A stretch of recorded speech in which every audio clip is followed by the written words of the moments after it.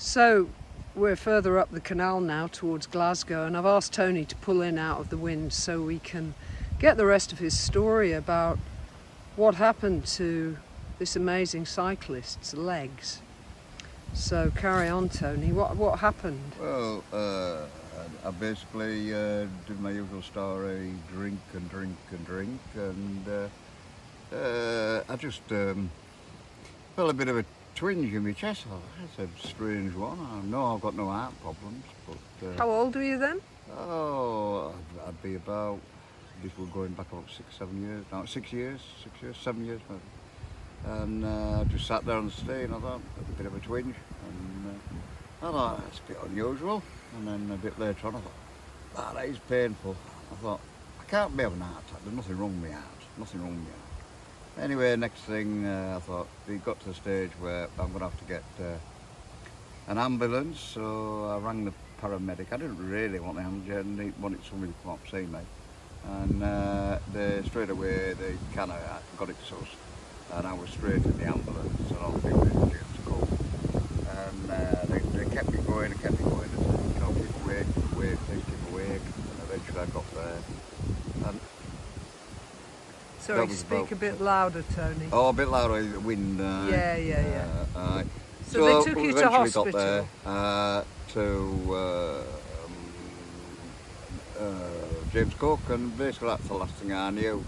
What had happened was my pancreas was packed in, and that was it pretty much. I think most of you know the story from there onwards.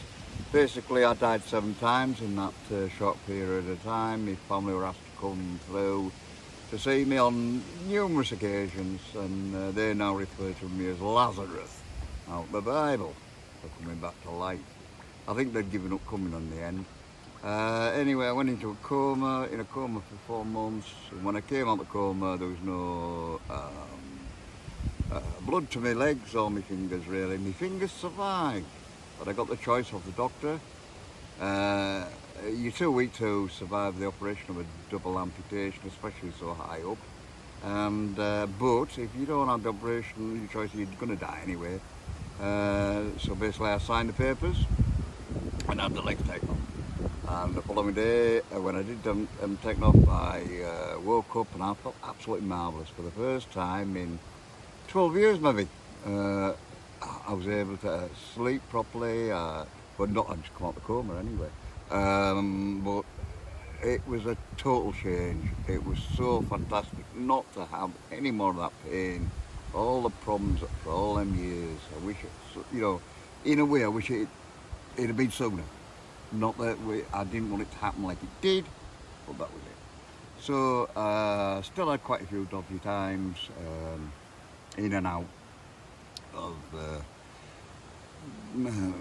comas in a way, losing a few days, coming back again, but survived the operation. It was so weak. So can I just ask you, did you have any time out of hospital? No. So you were in hospital all that time? Yeah. Right. For nearly a year. Nearly a year. Nearly a year. Wow. So going on from that, I eventually started to pick up a little bit from where I was, and they moved me then to Whitby briefly, and then I got pneumonia. I was back in James Cook again, and then eventually came out of James Cook into Whitby briefly, and then they didn't know what to do with me really, so put me in old folks home. And then basically from the old folks home, we did have a little relapse, must admit, and we had that little go, because they all alcoholics have to have another try. I'm just going to interject here, friends. I went to see Tony in the old people's home, and we hadn't seen each other in a lifetime. And I didn't recognise him. I was really shocked. There was nothing left of me, There was nothing left of him. You looked like a 90-year-old man. Yeah. And I nearly walked past you, I didn't recognise you. And then I know that Tony came out and then had another relapse. Do you want to talk through that last relapse, Tony, and then what happened? It's pretty straightforward. The last relapse was basically started bleeding, badly, coughing up blood all over the bed, blood all over the walls. I've never known, I didn't realise that much. What made you relapse after having gone through everything you went through and coming out of hospital? Because an alcoholic's always an alcoholic.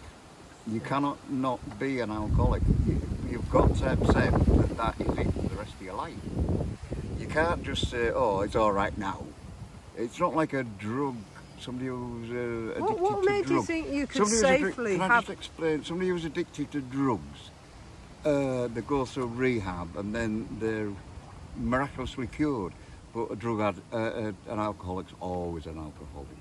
I hate to tell you, Tony, I used to work in a rehab and drug addicts are never cured either. No. It's exactly the same principle. Just exactly you cannot. But they're referred to as recovering drug addicts, whereas an alcoholic is always an alcoholic. Well, yeah, that's not differ over semantics. I think drug addicts who are real drug addicts, they know themselves they can never have another drug again. Yeah. Because it would set them off. So I just wondered how it was that you came out of all that in hospital, but what triggered you picking up another drink? What was the trigger? Because I thought I could handle it. I thought I could do it. I thought that, yet again, that I could manage my life, that I could manage the drink, which I couldn't. But so it's will versus surrender, isn't it? It's not. It was the chancing it. It's the chancing. It's the go on, I'll have another go. I bet I can handle it. I can do it. I know I can do it. I can keep these things in order. But the moment I had another drink, I was back where I started. It only took one, just one.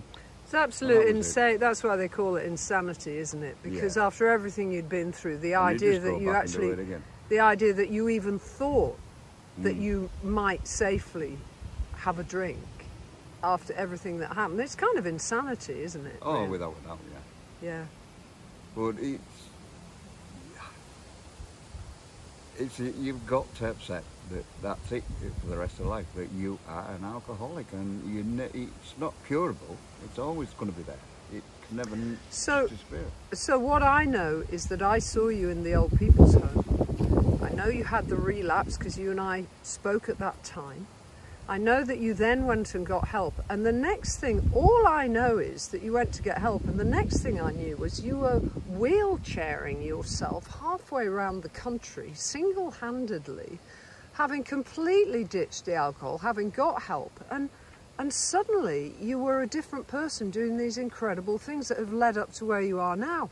I mean, it was like someone just flipped a switch. So something must have happened when you got that help. When I got the help, I kind of recovered back my kind of spirit, if you like. Right. I'd always been the person, as you know, that was sporting and one sport to another sport, the bodybuilding, the cross-country running, the running, all England, the cycling, the Northern Centre of Excellence, the rugby. It went on and on and on, all the different sports, all to extremes. And I've always been an extremist. I'll always do things to extremes. There isn't any halfway with me. It's got to be all or nothing. And what happened was that the recovery started through some friends I found in a certain organisation that we won't mention, which is known to all. And I found them friends, regardless of what you'd done in life, they were true friends. And whatever you'd done was just excused, and they'd start again, and they helped you. And they would, if you were ever in trouble, they're the first people to come along and say, well, what do you need, Bash? You know, what do you think would be helpful? What, you know, what would this be about? Do you want to talk about this? Do you want to talk about that? What do you feel about this? And then you start to talk, for the first time, you get a chance to actually talk to somebody about the alcoholism. Now, there's no point in talking to a doctor about alcoholism. They don't get it. You need to talk to people that know what they're talking about, people that are going to, let's say, that support you. Because then people would have come to the hospital bed every bloody day if I'd have needed them, and I know they would. It's really sad that the rest of the world sees alcoholism as a weakness, and particularly I think in families. They get so frustrated and so upset and so worried, but so angry because they just think, why can't you control yourself? I think there's still a massive malperception, but also because I think alcoholism has many different pathologies. Not everybody's alcoholism is quite the same. Some people can binge drink and go days without a drink, but once they start binging, they can't stop. Some people drink in the mornings, some people don't. You know, I was never a morning drinker, but I was one of those that the minute I had a sip, I had to keep going. But as long as I wasn't drinking, I was fine. So there's many different types of alcoholic, but the one thing that makes a person an alcoholic is that once they've had a sip, they can't stop. There is no off button, as much as they would like to stop. So, you know, I think in families just don't understand alcoholism, and therefore they get really angry and upset. Wouldn't you say? I would say yes, in the family sort of thing, yeah. I mean, my family, I don't know whether we need to go down that road and lengthening the whole video out, but if people also understand that with alcohol, it is a chemical reaction in your brain. It is endorphins that are released. And then what happens is, when I started to understand what was actually happening, it gave me such a better picture of why and what was going on. Because it is the excitement, the endorphins that makes you think, whoa, yeah, go on. Yeah, and it's that want for that excitement, that thrill, and that's the endorphins released. But then it's countered by another chemical from the front of the brain that counters it and makes you feel that downing section. It puts it under control. But eventually, as you drink and drink and drink, it becomes an imbalance. And the ups and the downs become very volatile. And that's where you get to the stage where more and more drink to achieve this bit, and then more and more drink, and then the imbalance is gone, it's all lost, and that's when the alcoholism really starts to kick in. Yeah, it's a vicious circle, because alcoholism is actually a depressant. Well, it can be. It never was depressing to me. Right, but, right. See, I just drank until I was unconscious. Yeah. I didn't get the feeling of, oh, I feel terrible. Yeah. So, yeah, we'll have to carry on anyway. Right, so, we shall stop this video now because it's getting too long, but we'll do another section later on. We might cut a load of that. Yeah.